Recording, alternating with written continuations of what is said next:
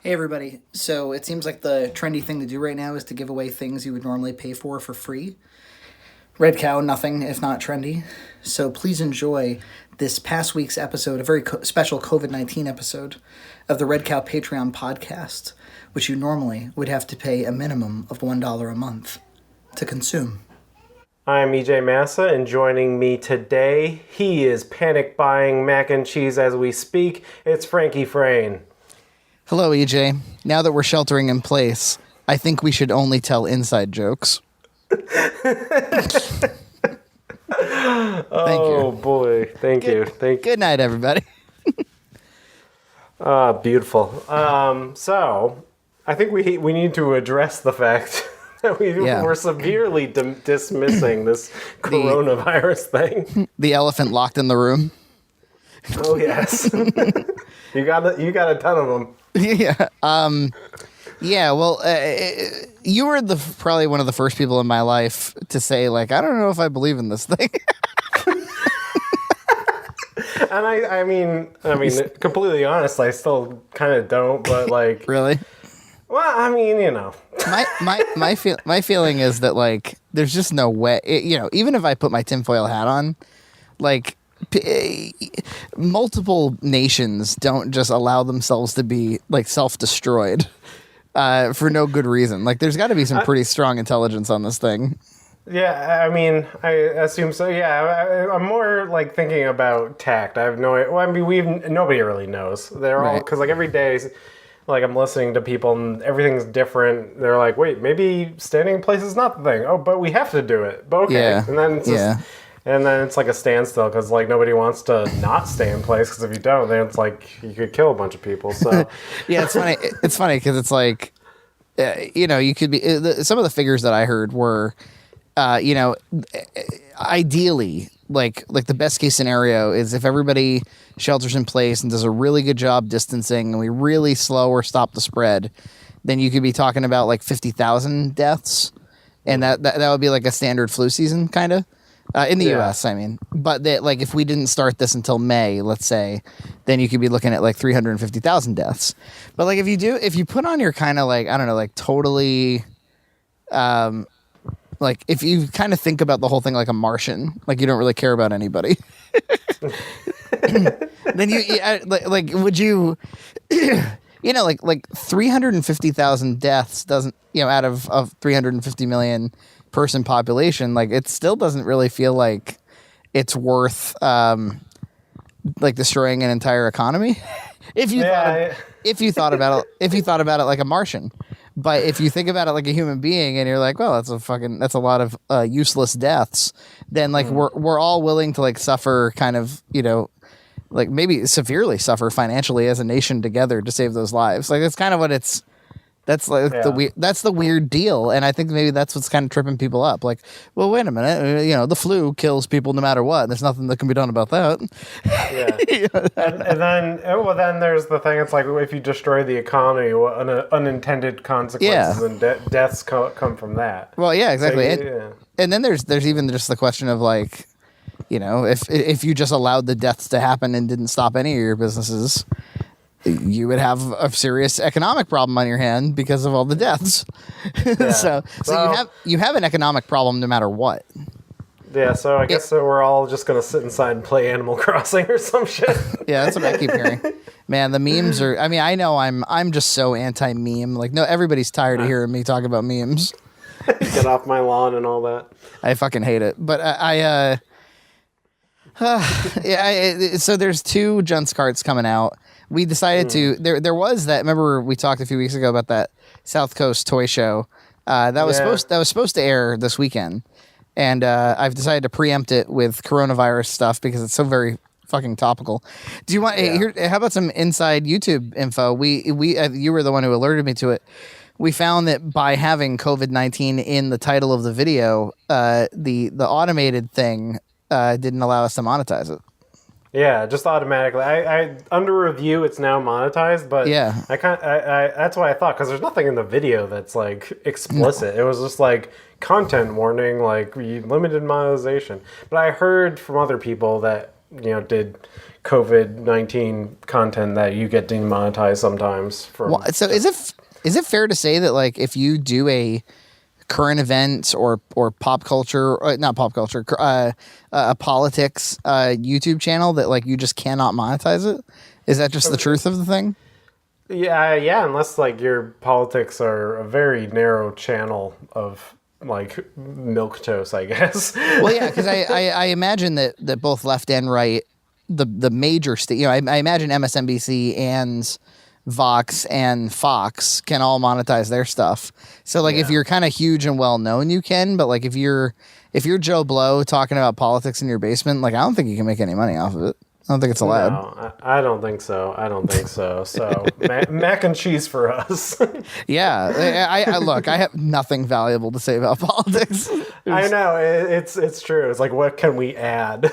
Yeah, there's no way. Like I have no interest like yelling into. I have a lot of interest like hanging out with my friends talking about it, but I have no interest talking to the public about it.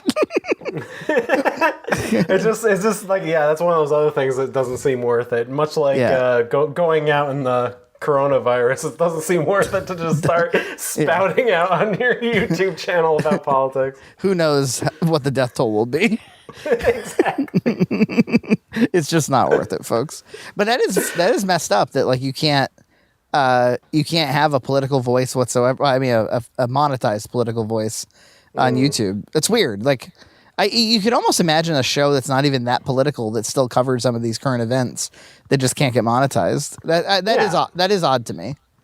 Yeah, I mean, I definitely see independent YouTubers fight that stuff all the time. Yeah, so it's squirrely. I don't know what that means. Like, because you have the biggest hosting site and you can't really talk about real news. So it's like if you're not associated with the main networks, at least. It's like a betrayal of like the core concept of YouTube, which is like you can go on there and talk about anything you want, and well, again, they're not censoring you; they're just not letting you make money off of it, I guess. Yeah, exactly. But they'll still make money off of you. oh, sure, no issues there. But they won't let you make money. So I've been finding how's your week been? Like, have you been having a horrible week like I have? It's different. Just priorities have changed. Like at my workplace, it's like instead of like how kick-ass the economy is, it's all about like market volatility coming up. So there's some different messaging. It's a little more panicked, but do you have stock? Do you have like a 403b or retirement plan that's like freaking you out? I have a 401k, but I don't. I mean, it's like such long term that it doesn't really. I don't really think about it because like it's you would think about it as like a market bargain if you're not retiring like tomorrow because you're buying into a market while it's down. But I mostly agree with that, except for I have seen it go down like $60,000. So like it was up pretty high, and it took years to get that high, and now like in a couple of weeks, like a ton of that progress is gone, and I don't imagine it's just going to come back in a it'll probably take like at the most aggressive like a year and a half to come back, and so then you basically lost a year and a half of earnings. Well, because if you're still buying, but you're still buying into the market, right? So you're still putting money in. So you're just getting it at quote unquote discount. So when it does go back up, it should shoot back up. It should shoot back up, but who knows? It could never come back. This could be the end of it. Can I tell you something? Here's something interesting. My parents, man, like good thing they don't listen to anything I do. They are so freaked out. Like I don't know if I've told you about this on Slack, but like they actually think it's the end of the world, and I'm not even actually exaggerating. Well, yeah. Well, I mean, I kind of figured just from when we were downplaying it massively 2 weeks ago, and you said your dad kept texting you about getting cans and stuff. It's like, it's like get canned food, get cash, and I was like, what's he fucking talking about? I think I was reading his texts on the podcast, and. Now he has been proven. Now he's vindicated. So now he's going the next step further. Well, yeah, you would think like he would like take the opportunity to rub it in, but like he's he's too freaked out about the end of the world to like win arguments. So he's like I've been so okay, here's what's been going on in my life. I'm an IT director at a school, and that school, like all schools, 2 weeks ago said that it would start all online classes in 2 weeks. And so that meant this week was like prep week, and really the week before was too, because it was announced around that time. And so, but it's not just classes you got to get online. So yeah, you're doing a tremendous amount of support for just literally anybody who's a community member, but also like there's a workforce. Like we're a company kind of too, like there's a big 1,000 staff members who have so I manage the phone system, I manage the email system, I manage the network. So VPN and video conferencing and pretty much everything that's like related to remote work that we do is something I manage. And a lot of it, I'm proud of the fact that like over time I've moved a lot of our tools and ways of working to this remote stuff. But some people never came along for the ride, and now they have to suddenly. Oh yeah. And I've seen such a tremendous amount of like just technology inability in the past 2 weeks. Like I keep jumping on Zoom calls to like do screen shares and show people how to do things, and they like some of that just sort of muscle sense of like, this is how a browser works. Like obviously I wouldn't click over there. Like there's like none of that for like a whole lot of people. Like there's a lot of people who fake it every day and just get through somehow. Like email alone is a little bit of a chore, like typing is kind of bullshit. And just one finger. Yeah, that's you remember all the people who are like, can we just jump on a call? That's because they can't type. That's literally what it is. Oh yeah. It's not because they can't articulate something. It's because they're like, this is gonna take forever if I have to fucking sit here and type this thing out. So it's been like, one day my team and I were building a student VPN because we never had a student VPN before. I was helping with like setting up tools for just managing the amount of questions we were getting from parents and stuff. There's just so much shit going on. And it's, basically it's been like, I've been working from like 7 a.m. to like 10 p.m. every day, including the week. I did manage to go outside and shoot some gents' carts. But other than that, it's really been just balls to the wall work. And then you lose your bus time editing. Yeah, right? So, exactly. So I didn't actually start working remotely until this past weekend. That was the other thing. It was like I spent a lot of last weekend getting my staff ready to work online, which you would think like oh, all they have to do is like just sign into the video conference thing, use Slack and whatever. And that's all true, except there's a lot of documentation as a manager that comes along with being like, okay, this person's going to work these times online. And here's like the expectations document that says what virtual work looks like. And there's a lot of like shit that you got to do just to do that alone. Luckily, my company, like I think everybody was pretty much ready to work from home. It was kind of crazy. That's awesome. Like because they've kind of been like steering us in that direction for like years. So it's like they've even like I don't know conditioned the oldies to like move along with us. So it's actually kind of amazing and kind of breathtaking because like all of a sudden like thousands of employees are now working from home, and it doesn't seem like there's that too many glitches. So I'm like, I agree. I mean, outside of the fact that I have to do a lot of the heavy lifting to kind of bring anybody along with me, I see a tremendous amount of productivity, despite the fact that we're suddenly all virtual. Like it does kind of feel like everybody's in the office still, even though we're all at home. And you got to wonder, like, is this kind of it for like office jobs? Well, like, I'm thinking about that for a couple of things. Like even like the theater stuff, how like people are putting their movies on demand like immediately when they are released, quote unquote, in theaters, and nobody's going to the theater. Yeah, and it's like we'll see how successful that is, and how successful this work from home stint is, and we could see like a drastic change in how we do things going forward. There's been so much like kind of vapid, touchy-feely sentiment during all of this. Like, there's a lot of people who are like I'm a crazy extrovert, so the idea of being home for the next few weeks is actually kind of terrifying. Like, it's not terrifying, you idiot. Like, you're just sitting at home in your PJs, like working, getting paid. Like, I'm terrified. And like these lists are like, these are things you can do to like pass the time. Like, oh, I want to kill those people. I have never ever like in my life had that problem. I'm so with you. So I'm like, it's like, maybe you can read a book and do this. And I'm like, are you serious? I'm like, how purposeless. I apologize if any patrons are sitting there going like, that's me. But like, yeah, you have like two type A personalities talking to each other right now. Sorry.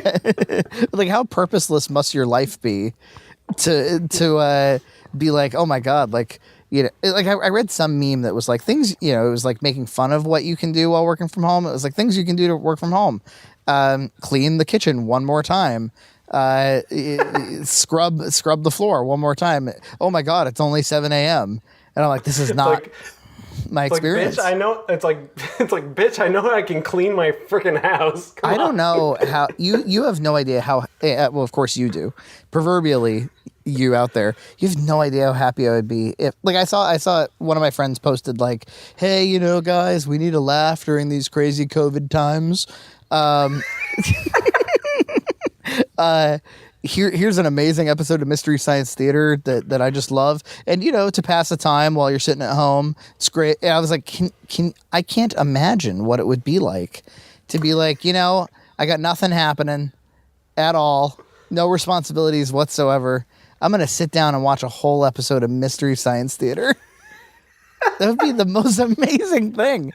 Like, instead, so I was really lucky this week because Nina's mom is kind of like, she's able to take more time off lately, and so she was able to take Glow 2 days, and my mom was also able to take her 2 days. My mom's a school nurse, so she's going to be like having to work from home and seeing like, I guess doing like telehealth for kids.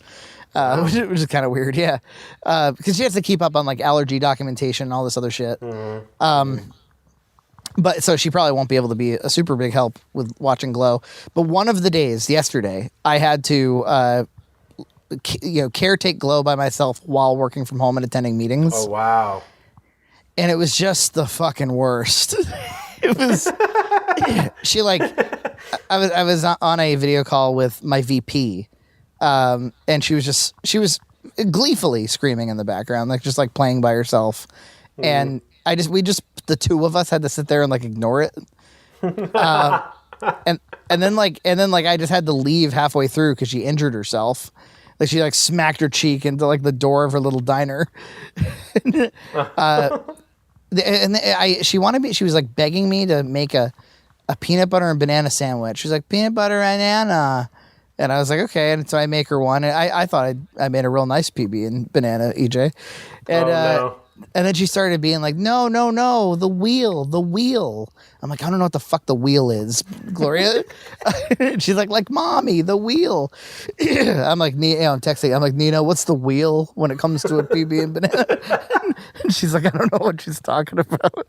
Oh, no. And then, Gabe definitely does stuff like that to me. Yeah. Really? Definitely where it's like there's some inside joke between that just would move things along, and I can't figure it out. Yeah, exactly. Because they get really frustrated if they can't communicate properly. Mm-hmm. And then she absolutely wrecked the living room. She was like taking every blanket and pillow and making it into a house. She was saying it was just a mess of pillows and blankets. She's like, it's my house. And if I like dared to like just take one of the couch pillows and put it back where it belongs, she was like, hey, that's my house. And then she dumped out all of her toys just everywhere, so it's just like total landmines of like pointy toys. And so I tried to like just like take the Little Mermaid ones and put them in the bucket And she was like, no, don't clean up. And I said, Gloria, go sit down. And she did not like being talked to. She's like her dad. She doesn't fucking like the shitty YouTube comments. And so she stood there and she got really upset. And then she started hyperventilating, crying. Where she was like, yeah, just couldn't breathe. And then so I embraced her. And then I looked at her and she's just bright red crying. And she goes, dump out the toys. Because I cleaned them up a little bit. Dump them out. But like all while like my phone's blowing up with, you know, this thing and that thing, and this person needs this urgently. It was just really hard. And I don't know. Yeah, I think I'm going to have to do that a lot more with her. And it's just kind of the reality. I did have to video conference with a lot of people who had kids in the room, though. Like, that's just something we're all going to have to deal with, I think, right? Yeah. Yeah, I mean, I'm here with Gabe. Like, I'm not looking after because Anna stays home anyway with nice. Gabe. So that's handy. But I mean, it is distracting because I don't have a work area. So like, he'll come in and start singing and like coming over to my keyboard and trying to type, and it's just like, this is a little distracting. Especially because, you know, video editing requires you to be like in it, you know? Right, like, right. Totally. You gotta be like really concentrated, and then like if you get distracted, it takes you like so long to get back into it. So yeah, and I'm always desperate. I'm always desperate to like complete a task, you know? Yeah. Like I just want to complete this like one kind of thing I'm doing right now, and she, you know, she thinks that's bullshit. Maybe she's right, but I was on one more glow story if you can tolerate it. I was on a video conference call yesterday, and she comes over to me very sweetly, like really manipulative, you know, and she goes, Daddy, I want bread. And I go, can we have bread a little bit later? And she goes, okay, but can we have bread now? It's like, Daddy, can we have bread now? At that point, I'm just like, yeah, of course. I gave her a fucking, you know, hamburger bun. sent her on her way, not knowing what pieces of like crumbly bread would just end up all over the house. You know, for the price to pay for tomorrow's mice. Oh, yeah, it is a lot to get used to, that's for sure. A lot to acclimate yourself to, working from home all the time. If there was no kid, it'd be all good. But yeah, the kid part is for me the scary part. Like that's the part where it's like, am I gonna have to like take a leave? I don't know. Or just suffer through it. Yeah, but you know, I'll say this: I'm very, very grateful for the job security. True, because like I think it's you know, I'm still working. You know, you're still working, and a lot of people they just can't. Yeah, we picked up a pizza today, and like the whole Nick's Pizza was in Westport. They were open. There was a ton of them there, and they were all bummed out. They were like, it's becoming more and more obvious that Massachusetts is going to do a shelter in place, and you know, that's it for them. Yeah, I mean, especially because New York and California have done it, and you know, we're of the same ilk, we're of the same breed, this state. So. Yeah, totally. We live in an area that has, I'm sure lots of people do throughout the country, that has a lot of like development houses in little neighborhoods, and you know, they're these sort of modular houses that cost, you know, $500,000 or something, and they're big and beautiful and modern, but they're also very cookie cutter, but they're beautiful. And I always, you know, I work out the mortgages, and it's, you know, it's like $3,000 a month or something is what you would have to pay minimum. And I've always wondered, like, you know, who are the people who live in these houses? I don't think they're wealthy necessarily. But you work out the math, you're like, oh, they're like people, a lot of them are people my age who make more or less what I make. But and you know, when it all comes down to it, they can probably like just afford it. Yeah. And you got to wonder, like, in a situation like this, like if the economy was turned upside down or your job prospects were turned upside down, like what next? And that's something I'm really happy. Like, you know, Nina and I made a decision early in life to like, let's not just live below our means. Let's live way below our means. You know, like we bought a pretty small house that we've since paid off because we bought it early, and just having that alone, like if somebody was laid off, like it would just kind of be no thing, you know, like just figure it out later. Yeah, I mean, it's kind of, Anna and I are doing that too, where it's just like, you know, we don't eat out very often. Yeah. Like I cook all the meals. Right. Our house is modest. It's a much easier way to live, and I don't make huge purchases all the time. So you don't ever want to be cutting it close when it comes to, you gotta, I mean, this is obvious stuff. I remember when I paid off my mortgage a few months ago, I was on the phone with the mortgage company. And they were like, wow, that was really fast. You did a 30-year in 10 years. And like they were like, you should teach classes on how to do this. And I was like, I could tell you in 2 minutes what it was. Like, get married early. That actually helped a lot because then you have a dual income like at an earlier age. I got married at 23. Didn't you get married around that same time? 24. Yeah. So early. 10 years ago. Yeah, it's crazy. But that's super helpful. And then like I live really, I work in a city, but I live way outside of it. That's a sacrifice. Yeah. It's just called sacrifices, folks. Yep. I think that's a lot of people don't have good impulse control. So yeah. It's just they just don't think, and they just like I never keep a credit card balance. It's all that stuff, you know. Yeah, credit cards destroy people. I mean, I know everybody knows that, but I've stayed away from credit cards more or less. Yeah, I have one just because to quote unquote build up credit or whatever. But I pay it off every month. It's the balance gets paid off. So yeah, it makes sense. Cool. Good. So, what are you working on?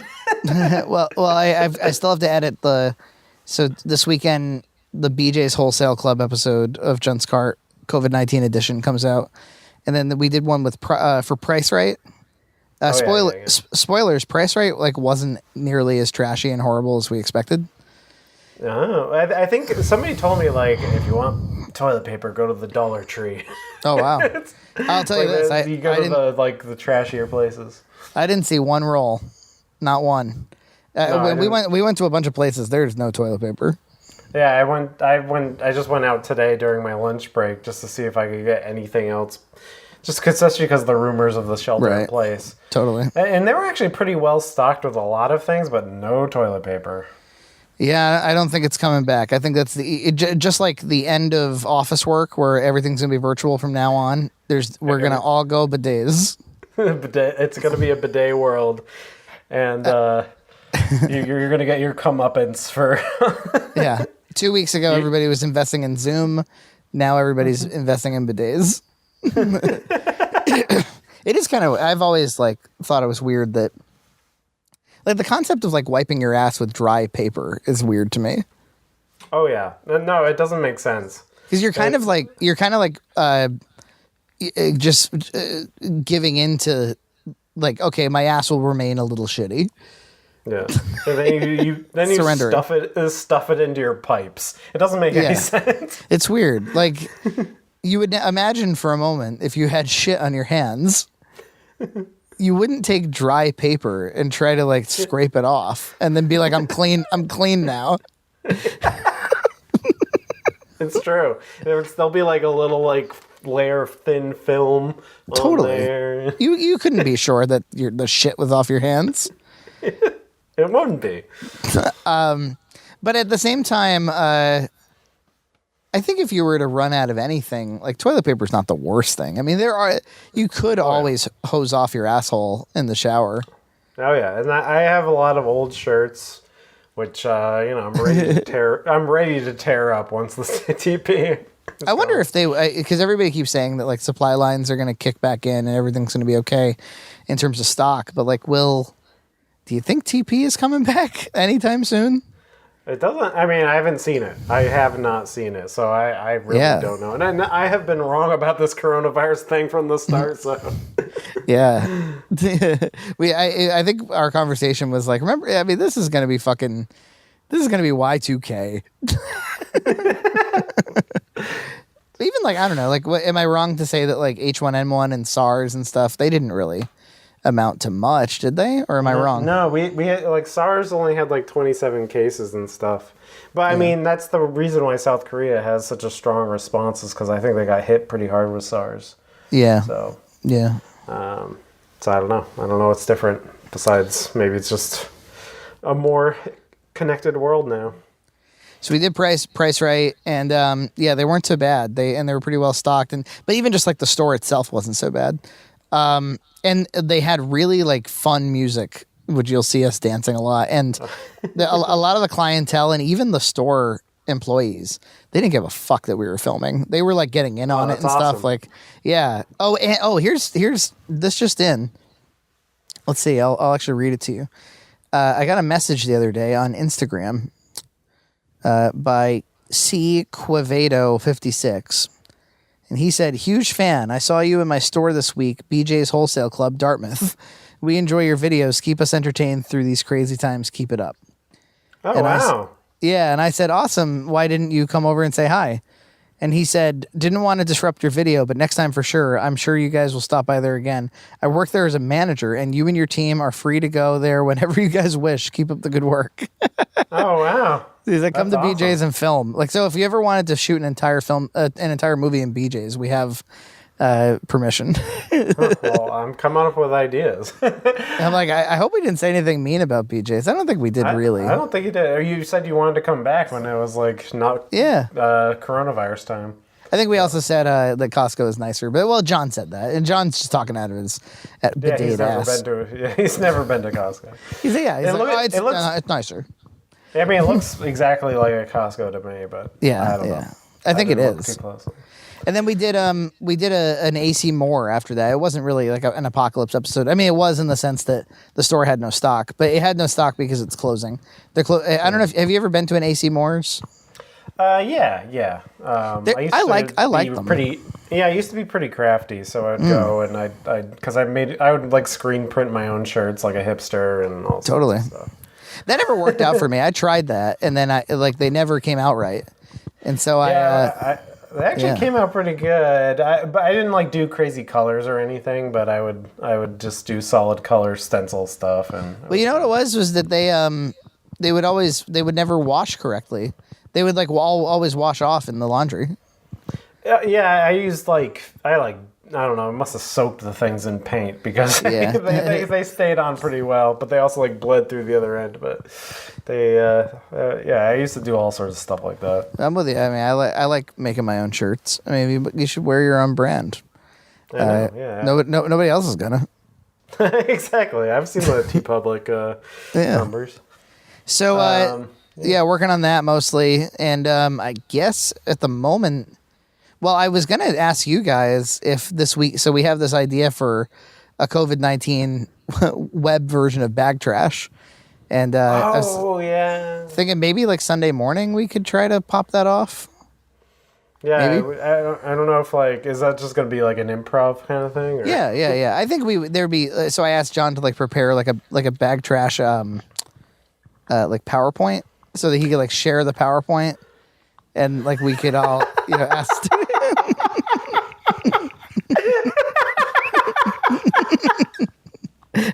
He loves the idea, by the way. So I think he'll actually have fun with it. Oh God, I'm already imagining the possibilities. So I think I'll just screen capture it, and then my screen is much higher resolution than 1080, so I could probably just cut in on individuals' faces and stuff and try to make it really funny. But yeah, I think it's gonna be great. But it does beg the question of when we run out of, so that would be a fourth video for the next 4 weeks. If we run out of content and we really can't get out and shoot, it does. Yeah, I guess we'll just have to not have content. I don't know. We'll just we might. I don't know. We could do audio. Yeah, we could do podcasts. We could just do podcasts. Yeah, we could do an extra podcast. The COVID squad. Yeah, we could do. Yeah, we could have like more people on, and maybe we could do like How Always actually. Actually get Aaron and do like proper, Zoom based How Always would work well. Oh yeah, you could do that. And everybody could just kind of live with. Oh, and the other idea I had was we could you remember the idea for streaming our like old features? We could do that. Yeah. That's true. So, yeah, other than that, I'm working on the pellet grill, the attachment that I got. So I have all the B-roll filmed. I made some beef short ribs with it. I made beef jerky with it, actually. I might make that beef jerky into a full video too, because especially with all this prepper stuff that's going on. Yeah, really. And then it's actually a really good device, so I'm excited to put it all together. I just have to like write the script and that's fun. And film the blog sections, but that's good. I mean, I just got the barrel video out, and I thought the barrel that was fun. Yeah, totally. It's always good. But other than that, after that, I don't have too many ideas. I'm sure something will pop up, but I did have remember like a year or two ago, like we had this idea for like maybe we could do something about speed running. Oh yeah, well like a narrative. Or?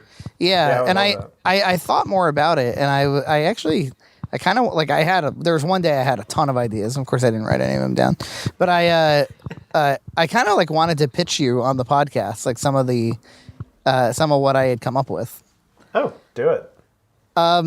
So I think when people hear, so like for those who are unaware, speed running is the practice of video gamers, the very niche practice of video gamers who try to complete games in the fastest amount of time. So no exploration, just get to the end as quickly as you possibly can and time it.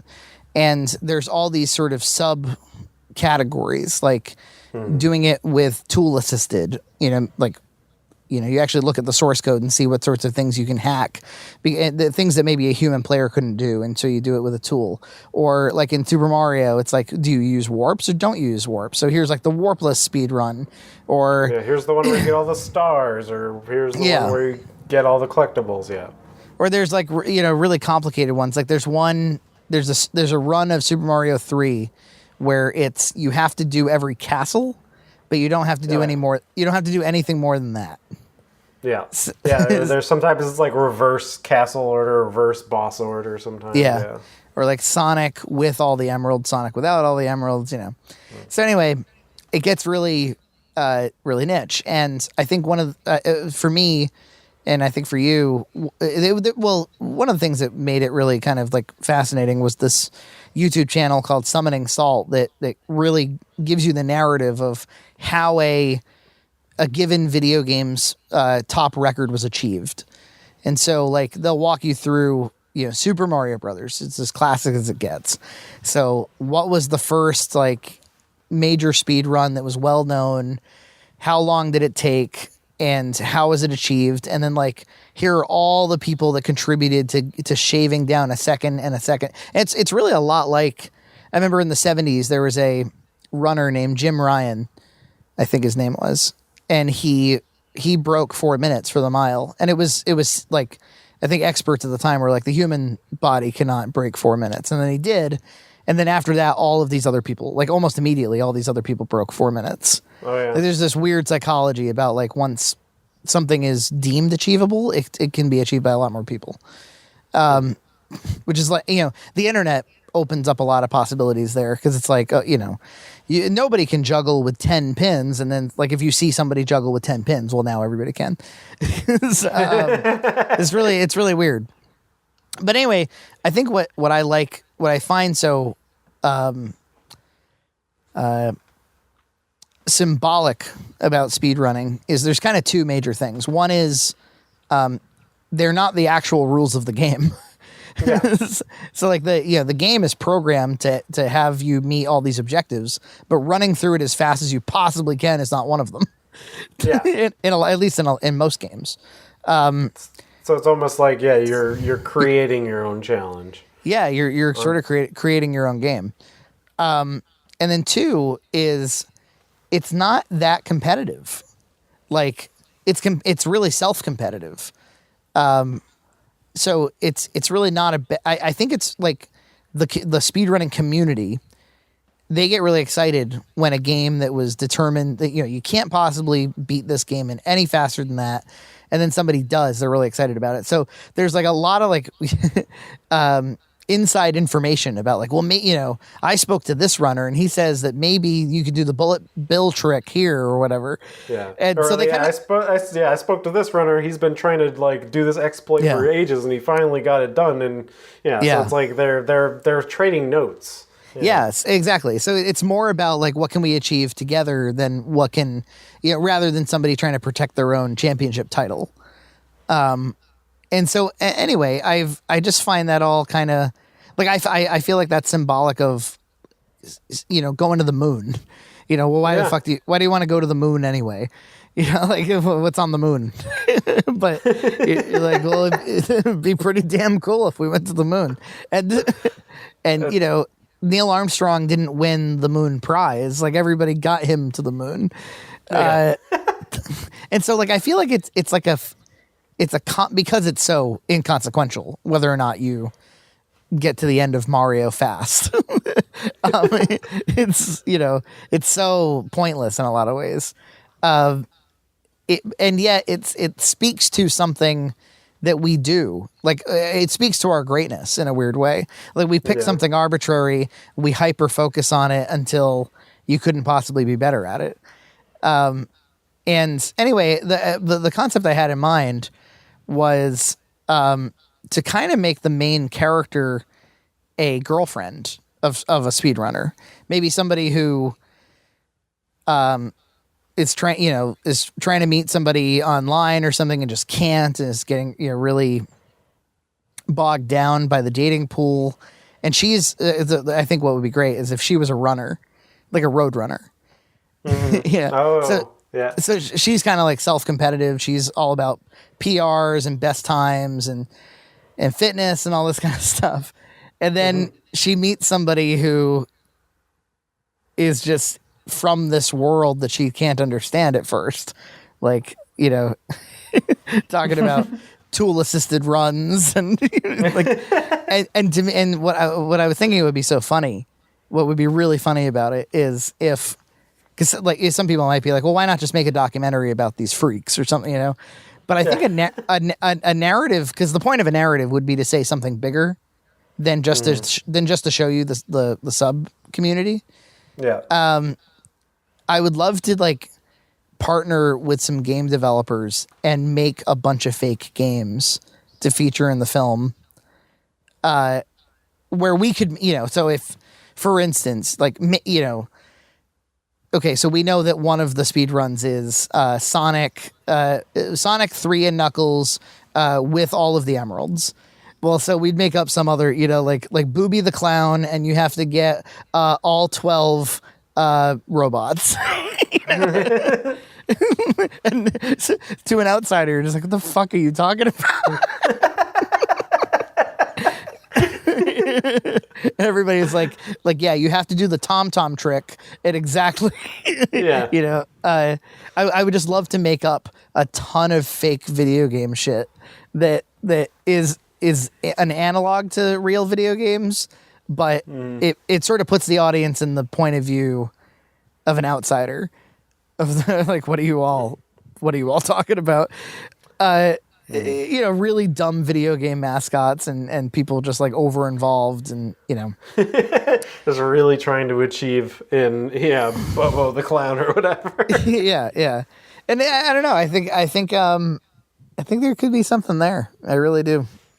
Yeah, I agree. I mean, I think it's fascinating. I've definitely watched my fair share of speed runs. I think it would be fun to even just, if we could have permission to shoot as a backdrop one of those speedrunning events or something. That'd be amazing, like AGDQ or SGDQ or something like that. I'm thinking it would be something like did you see The Martian with Matt Damon? Yeah. I'm thinking it's basically that. It's like, you know how there was not really a villain in that movie? It was just a bunch of smart people trying to get this guy back home. Yes. I think it's just a bunch of smart people trying to get this guy to get the world record in Super Mario Brothers. I mean, it's in the end, it's just as important, right? And you kind of learn about, at first I think the fun of it would be you kind of first learn about this community and learn about these people, and it seems kind of freakish and weird and totally inconsequential. And then as the movie goes on, it becomes you sort of make this case, and you make it clear that it's not really that much weirder than trying to run a race faster than somebody else, or put a ball in a fucking hoop, or any number of other things. But that it's still like the pursuit of the thing is really the point of it, Yeah. So it brings meaning.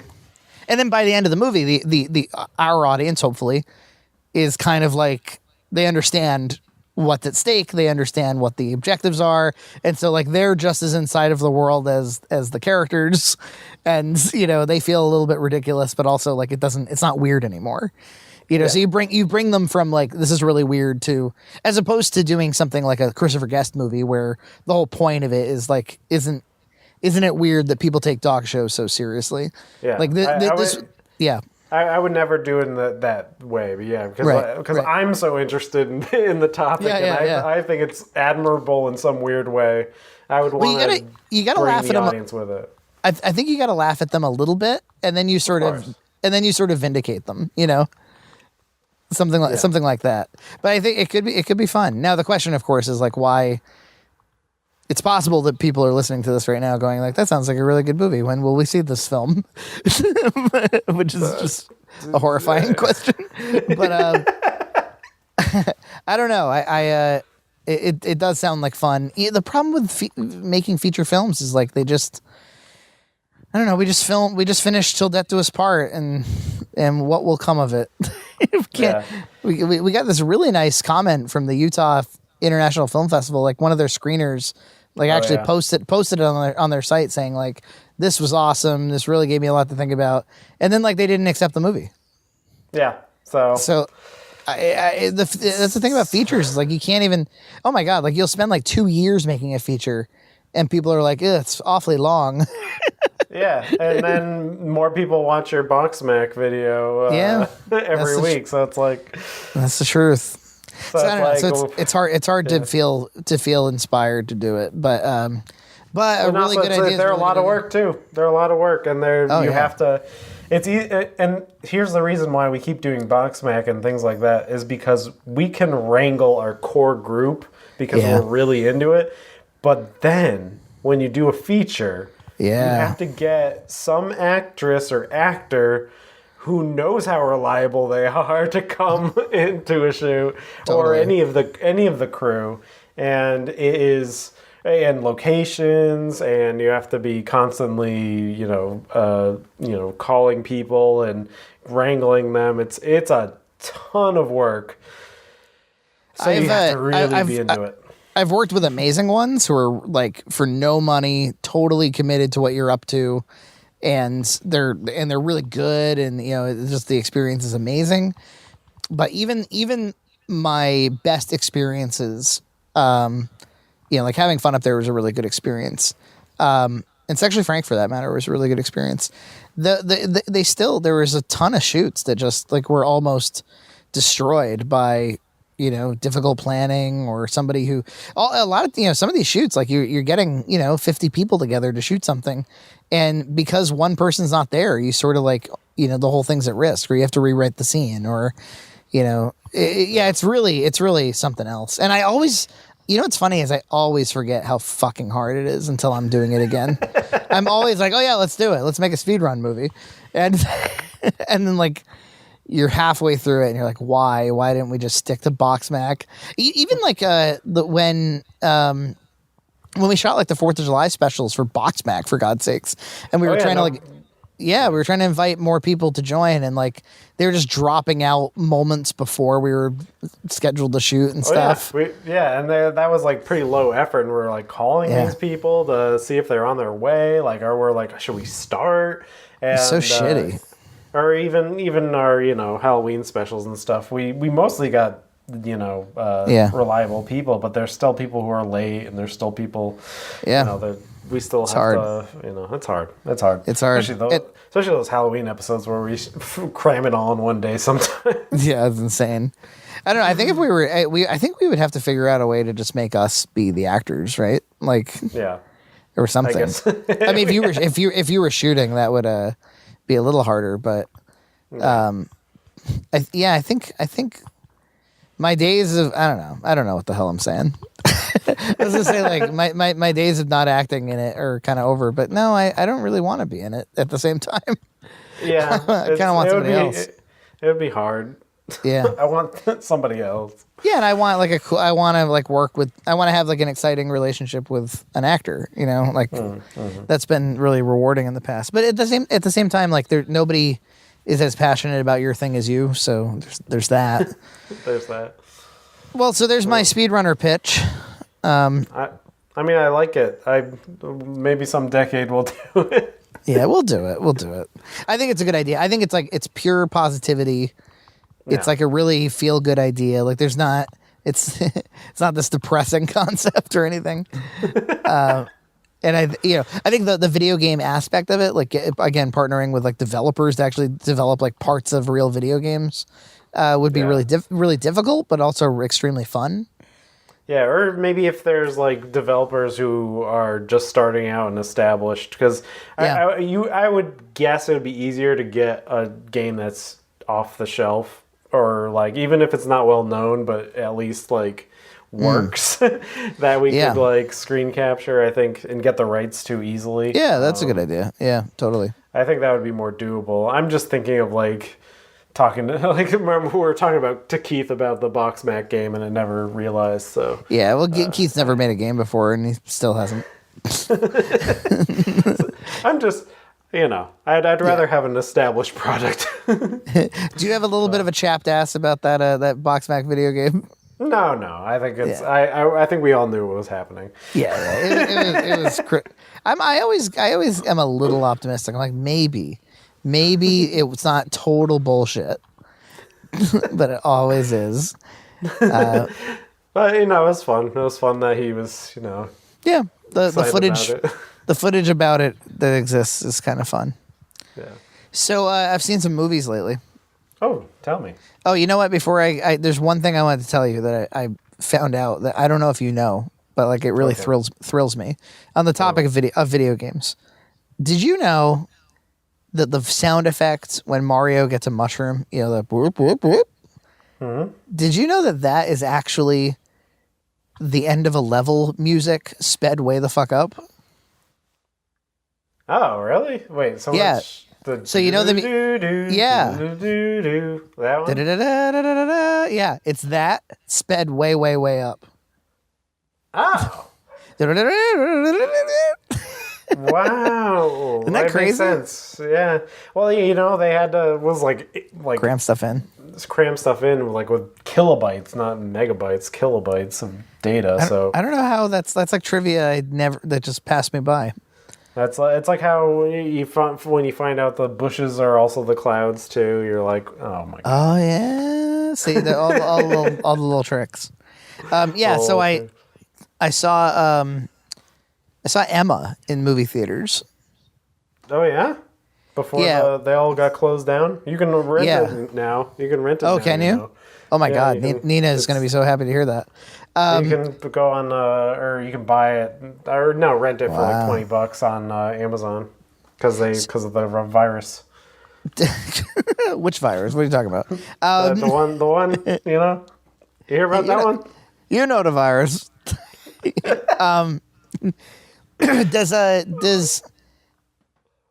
Does your wife like Jane Austen? I don't know, I guess. I think like all women do. Yeah, it sure seems that way. Like she just veg out to Jane Austen. Yeah, Nina's always liked like Pride and Prejudice. I don't think she especially likes it, but I think it's like there's an innate like in women. Yeah. Yeah, like men to wrestling or something. Well, Nina really likes Jane Austen. It always has, and yeah, Pride and Prejudice specifically. She really likes the BBC 10-hour version or something. I mean, I saw that go up on Plex. Yeah. Yes. You can kind of relate because you like Downton Abbey, right? Yeah. It's like a hang. You like that that stuffy British shit. I always laugh at like there's always a scene in those movies. Every like Jane Austen movie I've ever seen, where there's like a line of people, and they're kind of doing that like that really stiff dancing, where they're kind of they're trading partners and stuff, but they're really just kind of walking around one another, and like sometimes they like put up one hand, you know. Yeah. I was telling my dad that, and he was like, "Ugh, if I see 1 second of that, I've seen too much." But I think all of the Jane Austen stuff I've ever seen is the following. Ready? Mm-hmm. It's matchmaking in high society, 17th century high society, wherein a kind of pain in the ass lady, like somebody who's like, you know, kind of has an edge to her, doesn't really like, isn't in any rush to get married, when everybody around her is kind of like a dopey young lady who wants to get married. Yeah, everyone else is basic but her. Yeah, everybody's basic but her. And then there's kind of like this humorless guy who negs her. And he negs her into falling in love with him. And then like kind of despite themselves, they get together. As far as I can tell, that's every one of these. Interesting. Was that, yeah. I mean, I know Emma is Clueless. Yeah, Clueless is supposed to be an Emma adaptation. I haven't seen that since like it came out, so it's pretty. In the wake of Emma, we rewatched Clueless, and it was a good time. It was a good hang, as you would say. It's pretty. Yeah, very young Paul Rudd. Oh yeah. But that's Sarah Silverman or. No, it was not Sarah Silverman. Alicia Silverstone. Sorry, yes. They have similar syllables. Yeah. Can you imagine her being like, I'm just fucking clueless. She's wearing blackface and yeah, but denying it 20 years later. Yeah, she comes out in a Hitler costume. She's like, I'm a woman. Alicia Silverstone, yes. Yes. Batman, who has not done any of them. Yeah, Batman and Robin. The most hideous thing that Alicia Silverstone has ever done is regurgitate food for her children like a bird. Are you aware of this? No. Yeah. She's one of these, LA moms. Yes. That regurgitates her food into her baby's mouths. Like goop adjacent. Yeah, it's that kind of shit. Regurgitation candle. Anyway, Emma was it wasn't too bad actually. So they always have good cinematography. Well, not always. This one did, and it was Emma. The character of Emma was played by, I don't know the actress's name, but I really like the stuff I've seen her in. She was in Split.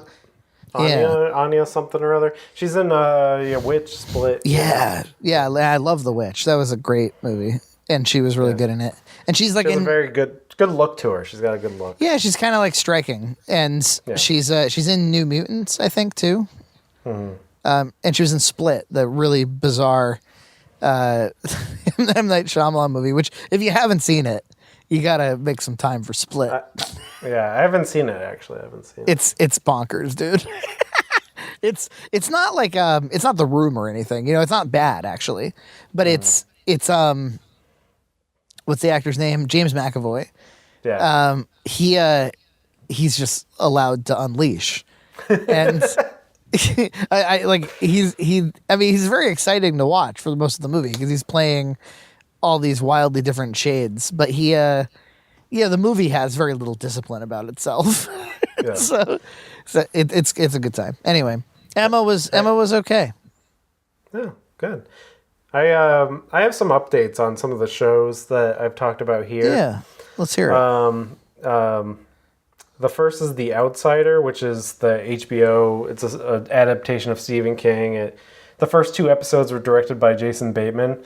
It does not nail the landing. So the first 2 episodes are really great, atmospheric, directed by Jason Bateman, and they're like quality. But then it kind of meanders a bit, and then the ending is pure Stephen King. It's like all the characters go into a cave, yell at some embodiment of evil. And it's actually even worse than Stephen King adaptations because, then somebody just randomly shoots the supreme evil being and it just dies. And that's it. It was, so anticlimactic, and it was, especially because it was so interesting and, had a lot of ideas and thought-provoking in the beginning. And then just crapped out. And then it just crapped out. And I feel like you can't count on any TV to follow through. Yeah, I mean, besides Saul, of course. But yes. And then I also have seen the first episode of the new season of Westworld. Yeah, which I've not watched. And this is again, there's some interesting things going on here because they're trying to. A couple shows are doing this actually. It's like a kind of a study on brutal determinism, where in the previous season, these robots, they're in a park, like Jurassic Park, and they go on little loops, kind of like NPCs in a video game. And then this season's in the real world, but it's kind of saying but humans go on these loops too because they have their own loops and because of their the way they're programmed with their genetics and stuff like that. So it's got some interesting ideas, but it does all this mystery box BS, where it strings you along for the whole season, and I'm not. It's mysteries for the sake of the mysteries instead of actually really tying them into the plot. So it gets kind of lost in its own stuff, right? But Saul, Better Call Saul, my God, very good as always. What do you think of Slippin' Kimmy? I mean, she continues to be a fascinating character. I mean, sort of the big question of the series is what's going to happen to these two, because it's it's interesting because we want to know. We don't know what happened. We don't know where she is in Breaking Bad, obviously, but also whatever happens to them feels like it ought to explain the kind of final push into becoming Saul. But I don't know. I did have an idea, actually. I have a theory. You want to hear a television story theory that's completely mine? I haven't heard anybody else say this. I wonder if Kim is going to get arrested for something. If she's going to actually be convicted of a crime and put in jail. Yeah, like a 2-year sentence or something. Could be. Yeah, I mean, yeah, because if it's, I would guess it'd be a white-collar crime, so it wouldn't be that long. But yeah, exactly. Yeah, I mean, I would think so. I think that would be the I don't know, but because it would be thematic of legal shit. It would just be totally an undignified. It would just ruin her. It would be thematic of the fact that she's a practitioner, and I don't know. It could that feels like maybe a right way to go.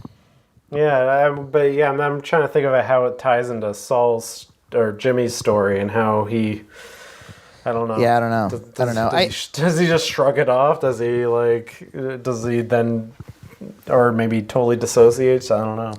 It's very hard to imagine that they won't somehow reconnect. During the Gene years. Yeah, maybe. I really do hope they do. I want to see more of Gene. Yeah, I was gonna say I really hope that they do a full Gene season. I think you totally could. You could.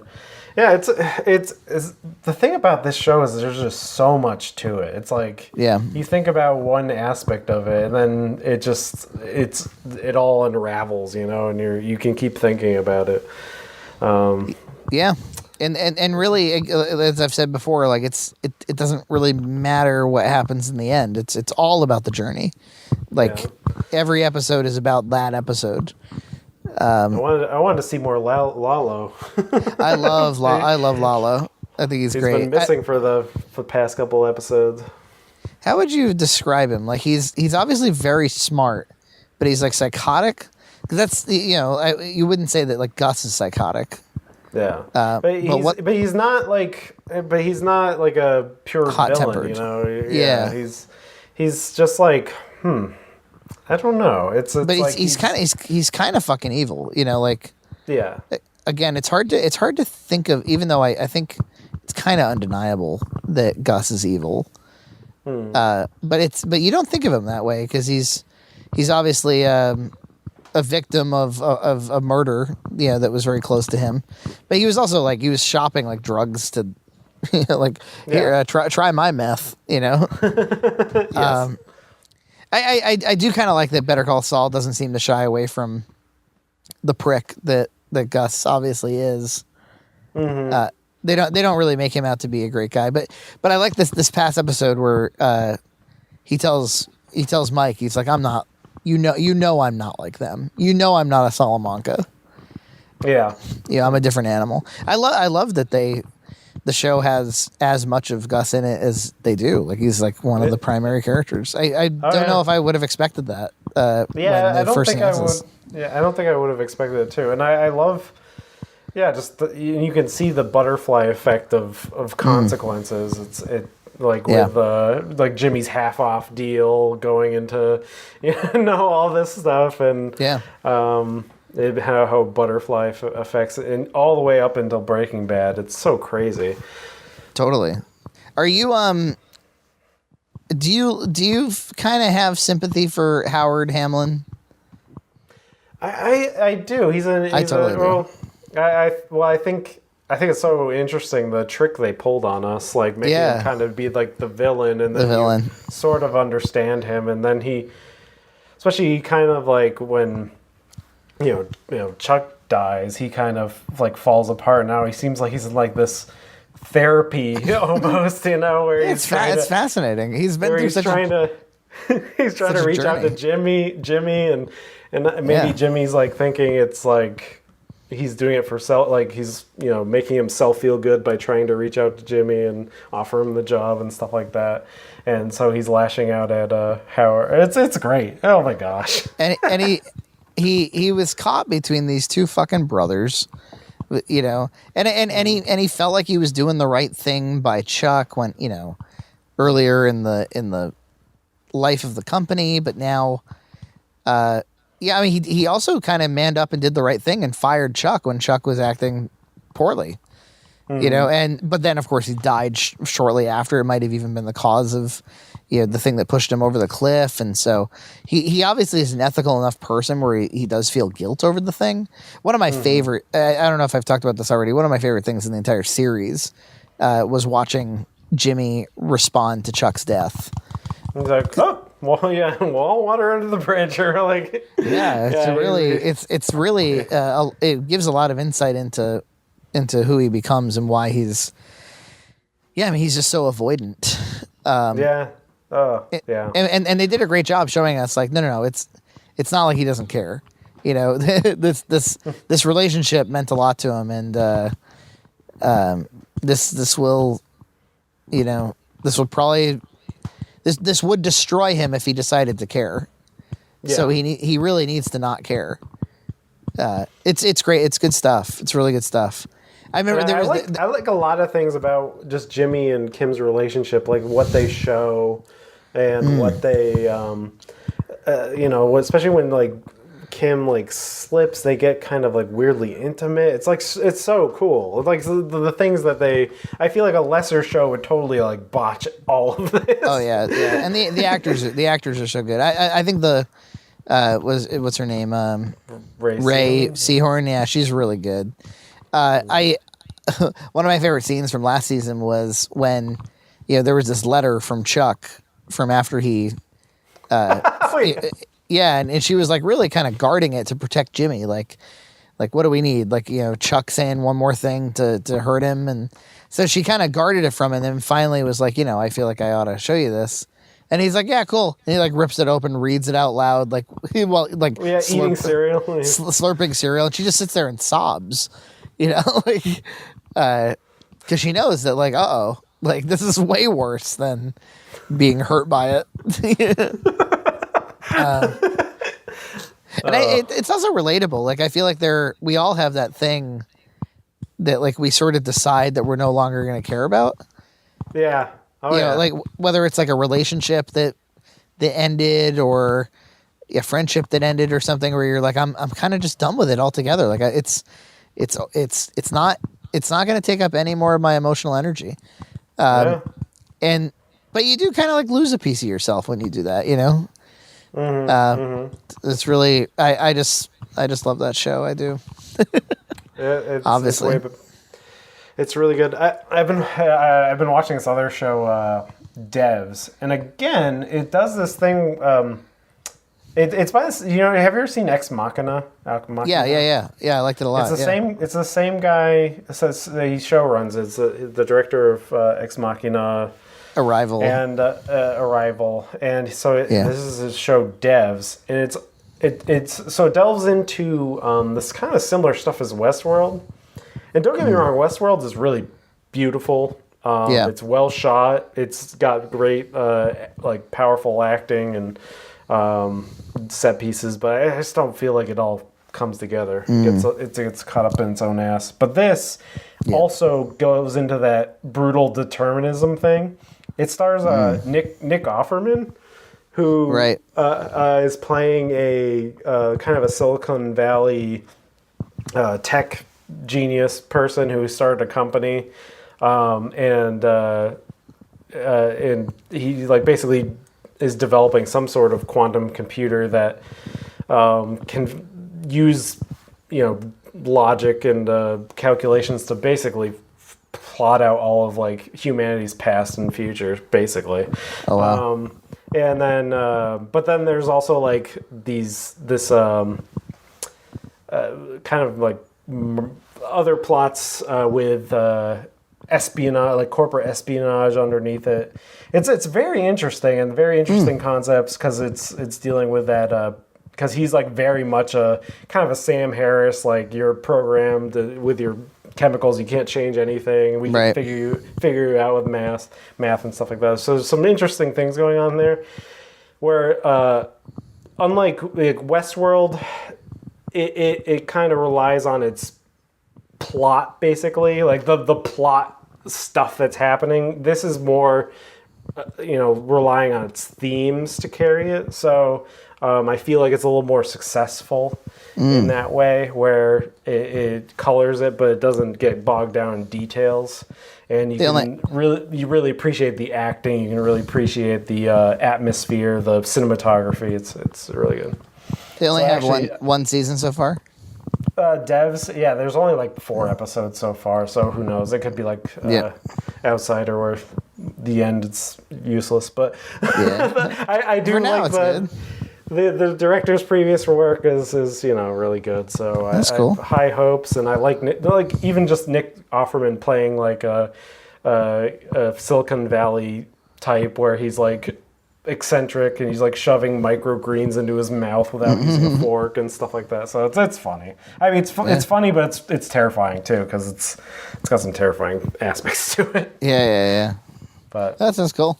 Is that HBO? You said it's actually Hulu. It's Hulu FX, and we got like the Black Friday Hulu deal, where we're like paying like $2 a month or something. So that's nice. Yeah. But anyway. Part of the reason I don't watch new stuff is because I don't really own any of the services. Like I have to hear about something and then I torrent it and put it on Plex.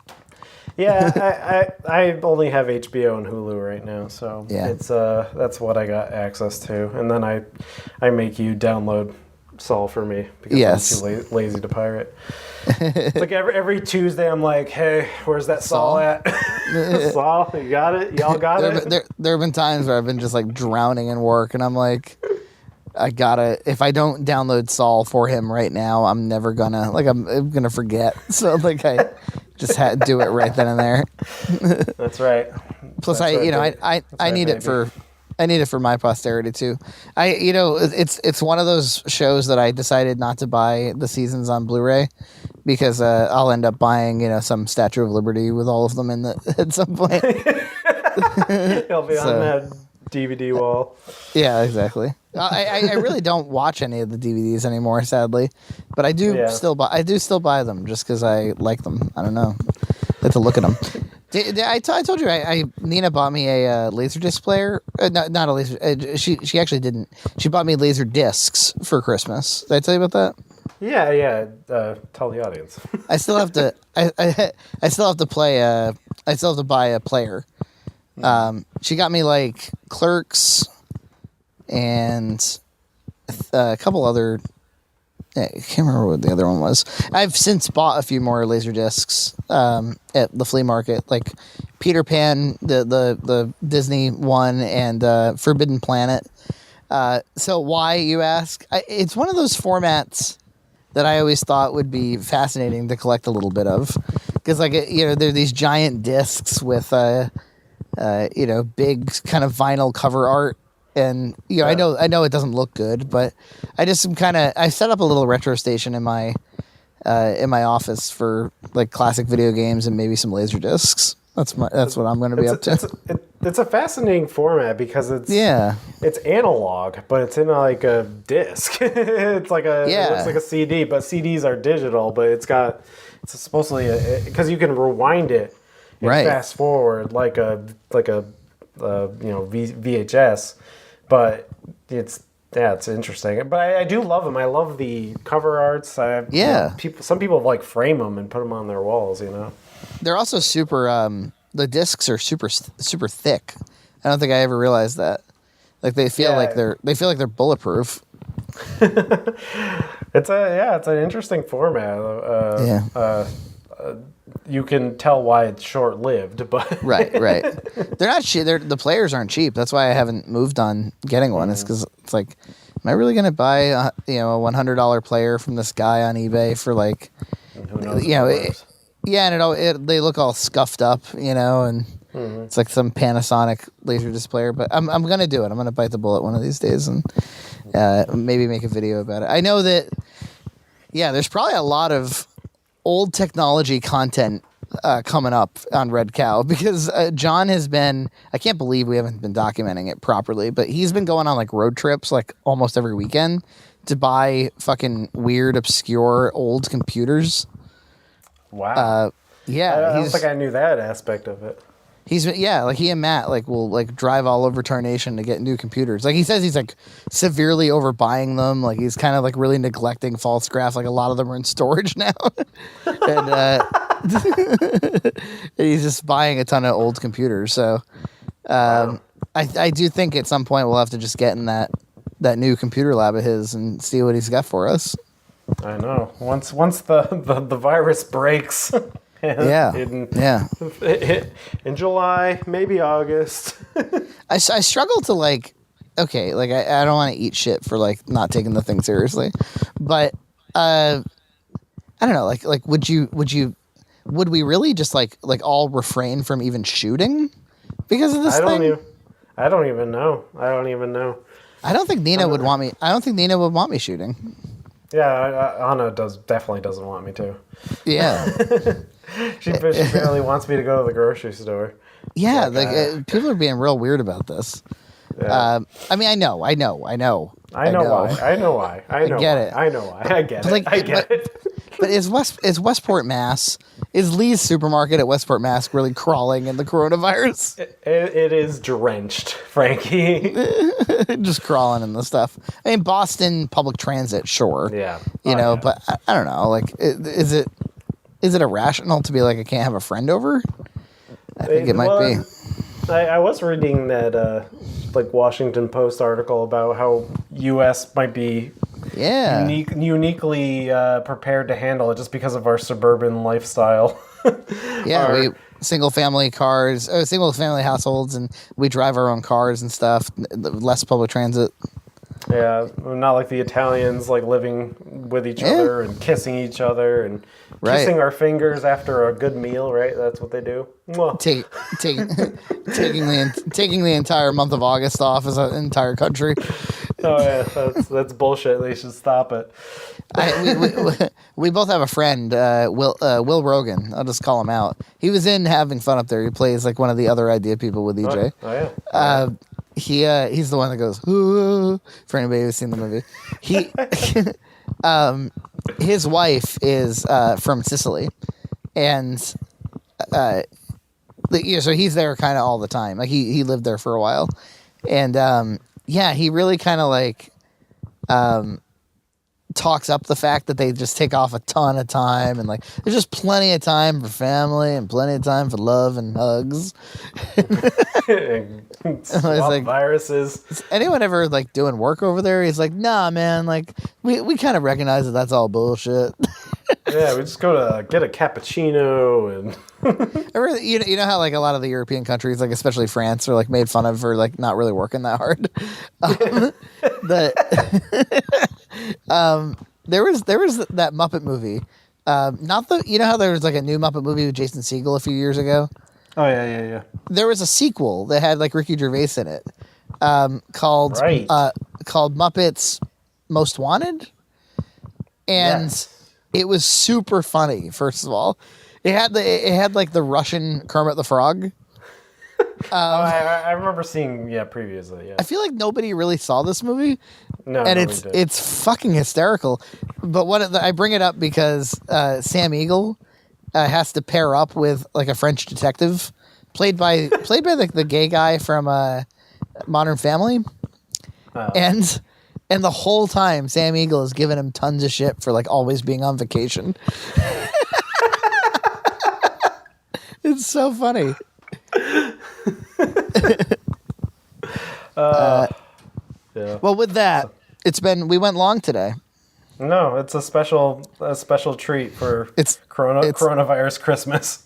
It's like we had something to say this week. We had to make up for our transgressions. Yeah, really. Well, it was good speaking to you, EJ. It was. I look forward to these.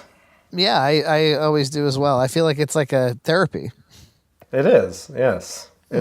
I write things down. I'm like, I want to like talk to my EJ about this, at our next session. Oh yeah. And I'll be like, tell me how you really think. Tell the audience. Yeah, tell them about the Laserdisc player. All right, well, I'll let you know if we're, maybe we can find some time this weekend to shoot that bag trash. Yeah, that sounds good. All right, talk to you. All right, see you later. Bye.